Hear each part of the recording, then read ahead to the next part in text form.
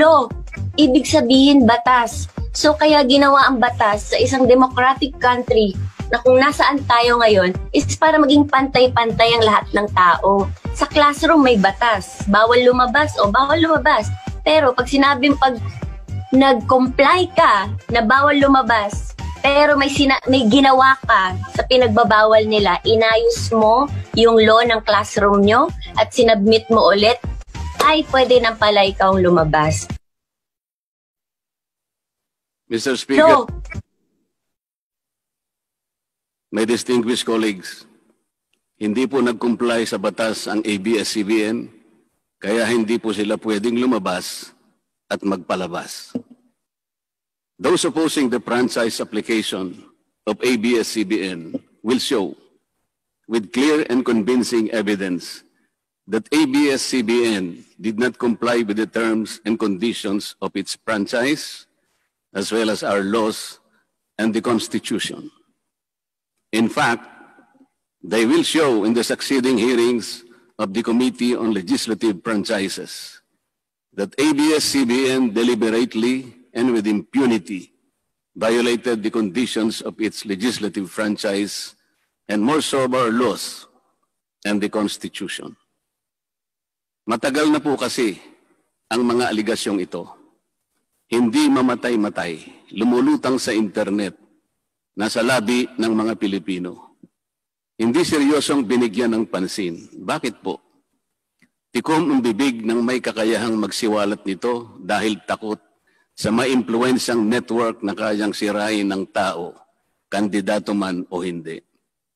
Salamat at ganap na ninindigan si Speaker Alan Peter Cayetano at hindi inalintana ang mga tuligsa sa kanya at pinayagan niya na magkaroon ng patas, bukas at malawak ang pagdinig sa mga aligasyong ito katulad ng nagaganap sa araw na ito. Ang banggit nga po sa John 8:32 ay ganito, "And you will know the truth, and the truth will set you free." Violation of the Constitution. Number 1, franchise is longer than 50 years. Hindi na po dapat payagan itong pagre-renew ng prangkisa ng ABS-CBN. Dapat na pong isara ang pinto para sa kanila. Bakit po? Because the ABS-CBN has been using the airwaves for more than 50 years. 53 years today, to be exact. Our Constitution says that Congress can grant a franchise of up to 50 years only. Taong 1957, nang makuha ni Don Eugenio Lopez Sr., may-ari ng Chronicle Broadcasting Network o CBN, ang Alto Broadcasting System o ABS. Simula po noong 1967 ay naging ABS-CBN na po ang tawag dito dahil sa merger ng ABS at CBN. Kung susumahin po natin ang prangkisa nito simula noong 1967, ay 53 taon na po itong gumagamit ng airwaves magpahanggang ngayon. 63 years naman po kung susumahin natin mula po ng pagkakakuha ng CBN sa ABS noong 1957. The Committee on Legislative Franchises should not allow itself to be used by ABS-CBN to again circumvent the Constitution and violate the categorical 50-year limitation imposed on franchises. Hindi na po dapat buhayin muli ng Kongreso ang prangkisa ng ABS-CBN sapagkat ayon po sa ating saligang batas, ang buhay ng prangkisa ay hindi dapat lumampas ng 50 taon. EDSA Revolution. Siguro po may mga ngatwiran at sasabihin ng ganito. Isinara naman ng martial law ang ABS-CBN. Di po ba? Dapat huwag bilangin ang panahon na yon. Tanggapin po natin sandali na isinara nga ang ABS-CBN simula Setyembre 23, 1972, pagkatapos na ideklara ang martial law. Pero hindi po ba nagbukas din ito agad matapos na ito ay mabawing muli ng pamilya Lopez noong EDSA Revolution? Hindi ba't kulang-kulang 13 taon din po ang namagitan na panahon? So let's assume that we subtract 13 years from the 63 years that ABS-CBN has been in operation starting 1957 when CBN acquired ABS. Hindi ba't 50 taon din po ang magiging resulta? Ibig pong sabihin, tapos na at paso na pa rin ang prangkisa ng ABS-CBN with or without martial law. Hindi ba't sobra-sobra pa rin ito at lalabag pa rin sa ating saligang batas? Naging palasak nga noong panahon ng martial law ang kantsaw na tama na, sobra na. Subalit ang mahalagang tanong po ng taong bayan na hindi pa nasasagot magpahanggang ngayon ay kung paano biglang nabawi ng mga Lopez ang ABS-CBN mula sa pag-aari ng gobyerno pagkatapos maitalaga ang Cory administration. Sinulatan po noon ni dating Senador Lorenzo Tanyada ang Presidential Commission on Good Government na isoli na sa mga Lopez ang ABS-CBN kahit may arbitration pang nagaganap sa pagitan ng pamahalaan at ABS-CBN. Na i-turn over po agad ang istasyon ng ABS-CBN sa mga Lopez sa kabila ng wala pang pagtukoy sa tunay na pagmimay-ari nito ayon sa kautusan sa Board of Administrators na binuo sa Letter of Instruction number 1 ni Pangulong Cory Aquino. Sa ngayon po ay wala man lang mailabas na papeles tungkol dito ang PCGG. Nagbayad po ba ang ABS-CBN sa Administrasyong Cory Aquino? Nag-public bidding po ba? Bakit tila ura-urada at habang magulo pa ang lahat dahil katatapos lang ng EDSA Revolution, ay biglang napasakamay na muli ng mga Lopez ang ABS-CBN. Nakabatay po ba ito sa batas? Hindi po ba dapat sagutin ng ABS-CBN ang mga tanong na ito upang mapanagot po ang dapat na managot kung meron man? Foreign ownership. Puntahan naman po natin ang muling pagbubukas ng ABS-CBN noong 1986. Pati po kasi noong panahon yun ay may paglabag na rin sa ating saligang batas. Ano po kaya yun? Dahil Amerikano at hindi Pilipino ang may-ari at namahala sa ABS-CBN na mariing ipinagbabawal ng saligang batas. Congress should deny the franchise application of ABS-CBN for its clear violation of the Constitution, requiring 100% Filipino ownership and management of mass media companies. ABS-CBN's former president, Mr. Eugenio Gaby Lopez III, was an American citizen when he took the helm of the company in 1986 as director, then president, and then chairman in the later years. It was only in 2000 that he petitioned for recognition of Filipino citizenship and was issued a certificate of recognition as a Filipino citizen in 2002. At kahit sabihin po natin wala na ngayon sa management ang ABS-CBN si Ginoong Gaby Lopez, nagpatuloy pa rin ba sa paglabag sa saligang batas ang ABS-CBN? Opo. Dahil magpahanggang ngayon ay nagbebenta pa po sila sa mga banyaga, mga hindi Pilipino, ng pag-aari o ownership rights ng ABS-CBN. Through an intricate web of corporate layering, ABS-CBN lets non-Filipinos to own its common shares through the issuance of Philippine Depositary Receipts o PDRs. In September 1999, the ABS-CBN Holdings Corporation offered 132 million Philippine Depositary Receipts underlying the 132 million common shares of ABS-CBN. Immediately prior to the closing of the PDR's offering, Lopez Incorporated, the main stockholder of ABS-CBN Corporation, transferred 132 million ABS-CBN shares to ABS-CBN Holding Corporation, its alter ego. With the many rights afforded to the holders of these PDRs, most of whom, if not all, are foreigners, ABS-CBN Corporation virtually allowed these foreign holders beneficial ownership and potential voting rights. This is a circumvention of the strict foreign equity restriction imposed by the Constitution on mass media companies. Quite obviously, the ABS-CBN PDR instrument, a creative financial mechanism, is being used as a subterfuge to indirectly own the underlying ABS-CBN shares of stock. Violation of workers' rights under the Constitution. ABS-CBN violated the rights of its own workers. It denied them their just share in production as required by the Constitution. It committed unfair labor practices, which consequently denied its employees the benefits required by law to be provided to all employees. Isang halimbawa po dito ay ang asunto na isinampa ng halos 100 o mahigit sa 100 manggagawa ng ABS-CBN sa National Labor Relations Commission o NLRC dahil sa pagtanggal sa kanila dahil sila raw ay mga talents lamang at hindi mga regular na empleyado. Nanalo po ang mga manggagawa sa NLRC at maging sa Court of Appeals. Bakit hindi na lang nila sinunod ang hatol at umapila pa ang ABS-CBN sa Korte Suprema? Ito ba yung sinasabi po kanina sa opening salvo na ang pagmamahal sa kanilang kapamilya ay ganun na lamang? Mali naman po yata na sabihin ng ABS-CBN na lampas sa 11,000 ang mga empleyado nito dahil kung ito po ay masusi nating iimbestigahan, may 2,661 na po at isa lamang. 2,661 ang mga regular na empleyado nito.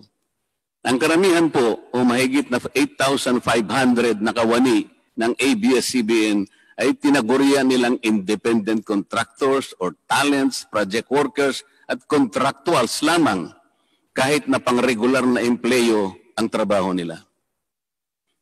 Ayon po sa ating labor code, kapag pang-regular ang tungkulin ng isang manggagawa, dapat siyang gawing regular employee. Hindi dapat contractual. Hindi dapat independent contractor, talent, o kaya'y project worker lang. Malinaw na labag sa batas ang ginagawa ng ABS-CBN. Sana ay ibalita rin po ito ng TV Patrol upang mabunyag ang libo-libong endo sa kanilang bakuran. ABS-CBN has not regularized its contractual workers and talents despite performing the functions of regular workers. It even forced some of its workers to sign employment contracts containing waiver of the right to regularization. And those who refuse were unceremoniously terminated from work. ABS-CBN has subcontracted most of its production work to subcontractor production companies, despite the fact that production is directly related to its core business. These production entities are paid minimally, whose workers obviously get lesser benefits and take-home pay compared to ABS-CBN's regular employees. And yet, the profit generated by ABS-CBN from its independent production companies appear greater than its expenses, especially those expenses that are even deductible for income tax purposes. Kung kaya't hindi po may kakaila sa publiko na napakarami ng labor cases na hinarap at haharapin pa ng ABS-CBN. Ang masaklap pa po dito ni hindi nagbibigay ng contribution ang ABS-CBN para sa benepisyo ng kanilang mga empleyado. Dahil po sa 2,661 lang ang regular employees nito, ang mga ito lang ang may benepisyo. Ang iba po na mahigit 8,500 na nagtatrabaho sa ABS-CBN ay wala po ni katiting na government-mandated benefits na natatanggap katulad ng SSS, PhilHealth, o kaya Pag-ibig.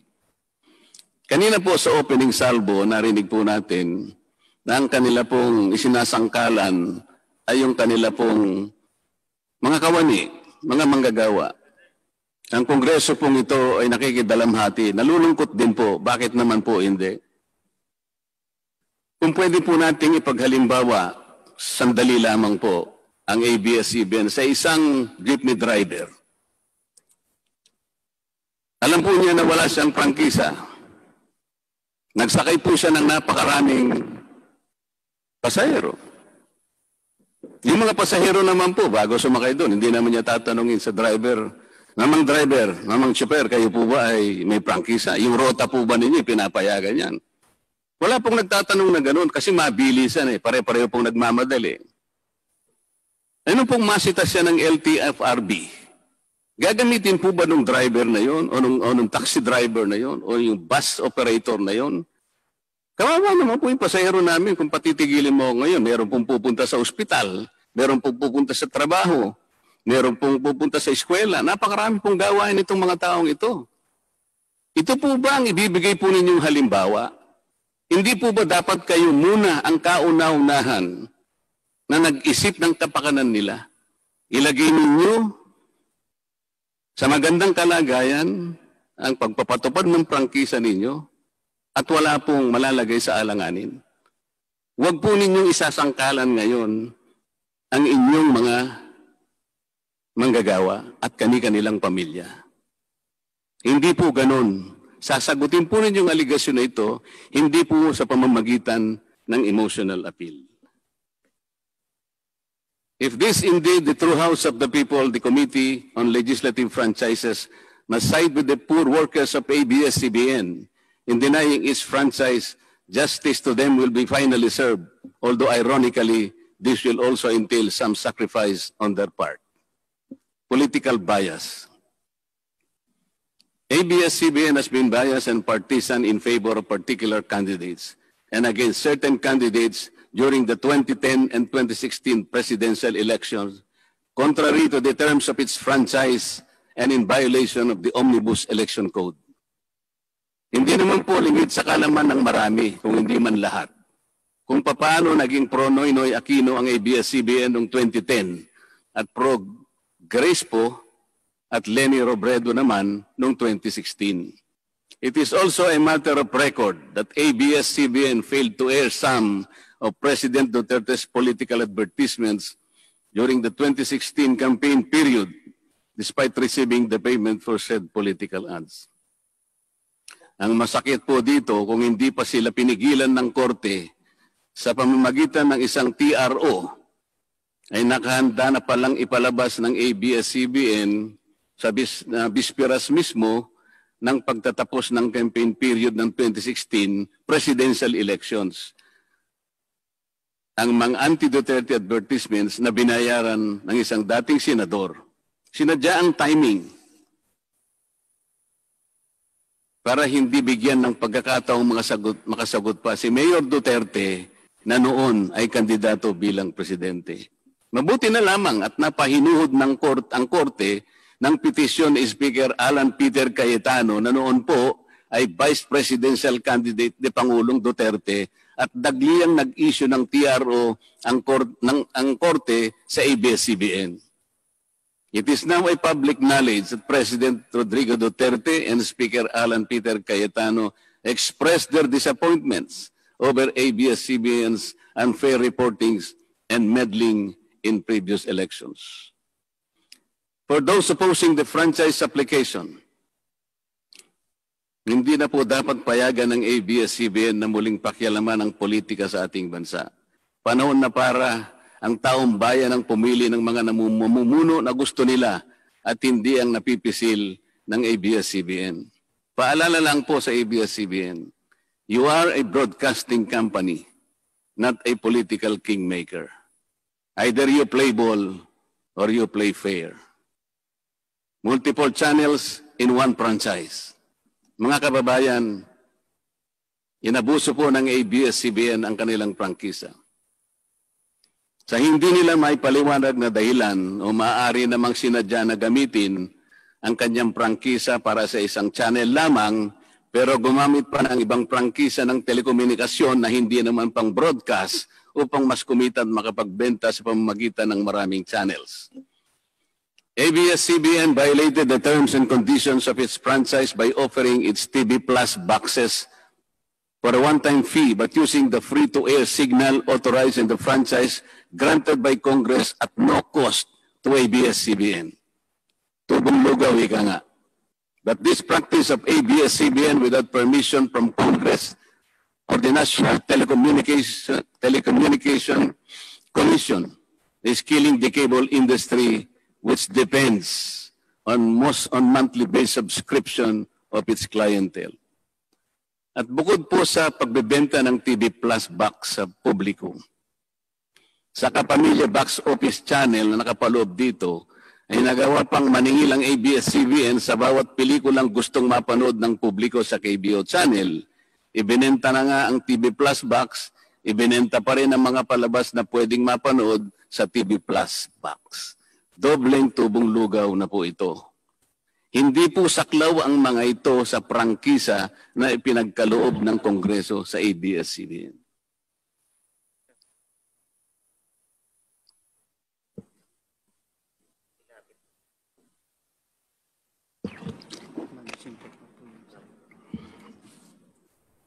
ABS-CBN, contrary to the terms and conditions of its franchise, operated this pay-per-view channel, otherwise known as the Kapamilya Tax Office or KBO, without a valid permit from the NTC.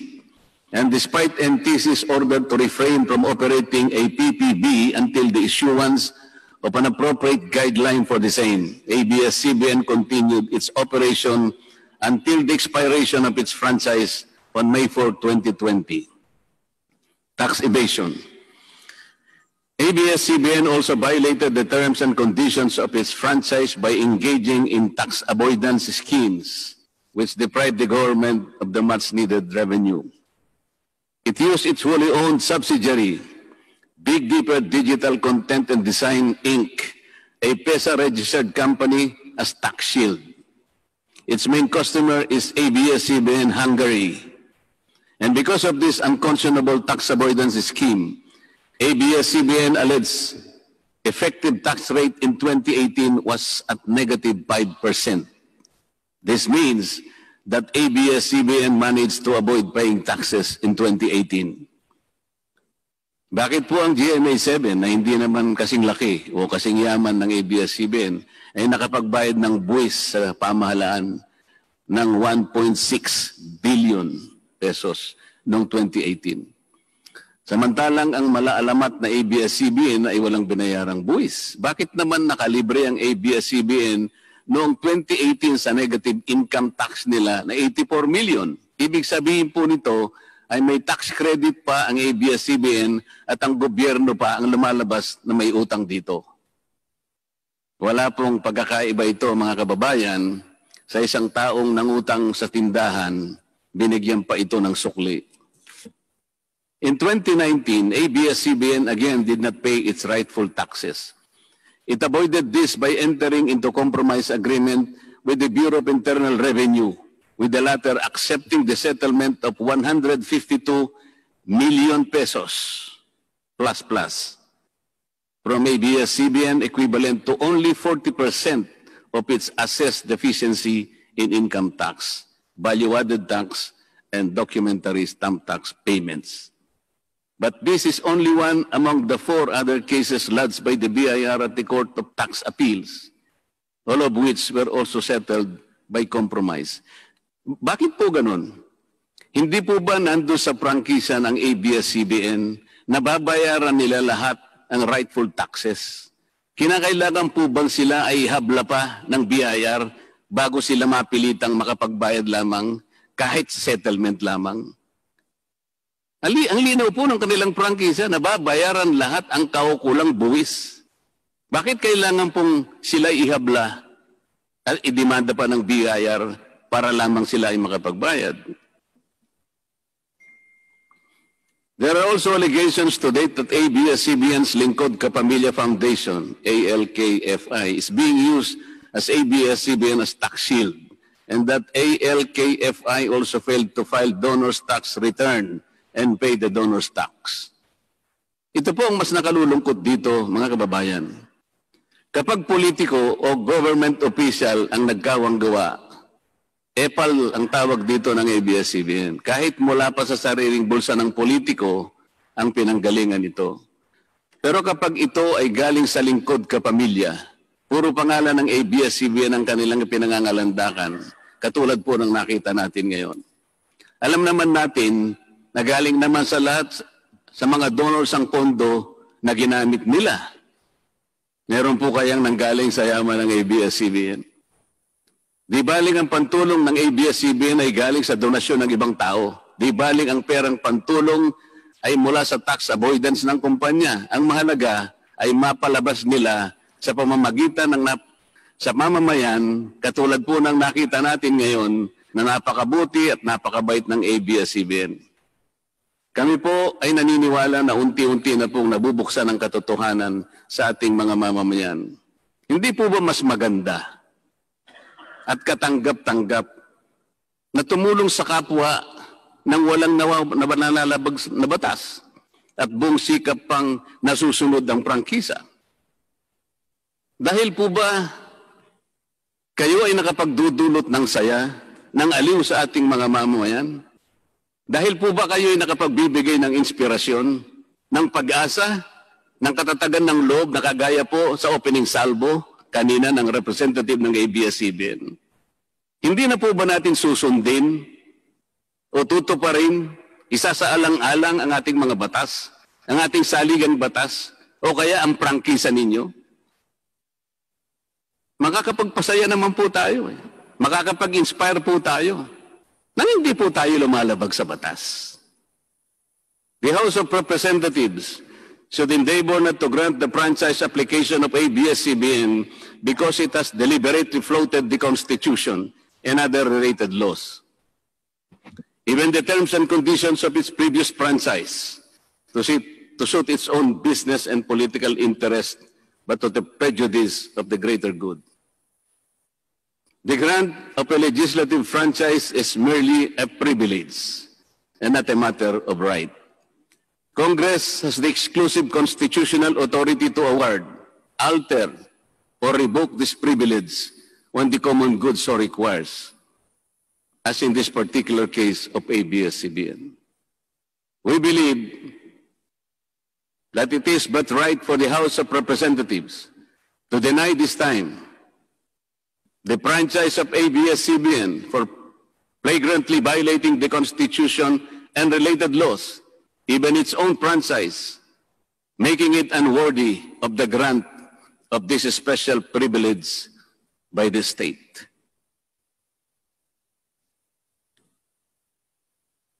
Alam mo kung sino lang ang pinakamatinding magiging kalaban ni Ricardo? Sino?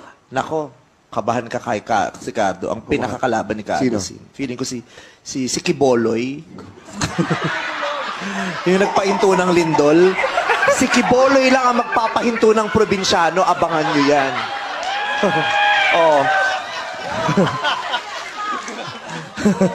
So inahamon kita Kiboloy, pahinto mo nga ang probinsyano. Napahinto mo pala ang lindol eh. Apakayabang nyo pala eh. Sabi niya daw, stop. Sige nga, punta kang gitna ng EDSA, stop mo yung traffic doon. Stop.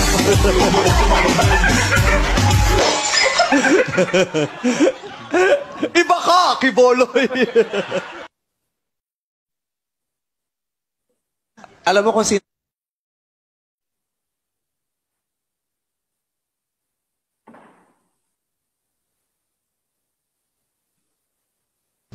Kailan mo ba gustong mapa-stop ang probinsyano? Ikaw, magpili ka. Kailan mo gustong i-stop? 1 buwan, 2 buwan, 3 buwan, 4 na buwan? Ikaw. Baka sa 4 na buwan, hindi lang yung probinsyano may stop. Baka pati yung network mo, stop na yan. Mr. Speaker, ABS-CBN posed the challenge. Obviously, the challenge was accepted. There is no reason to complain. Maraming salamat po.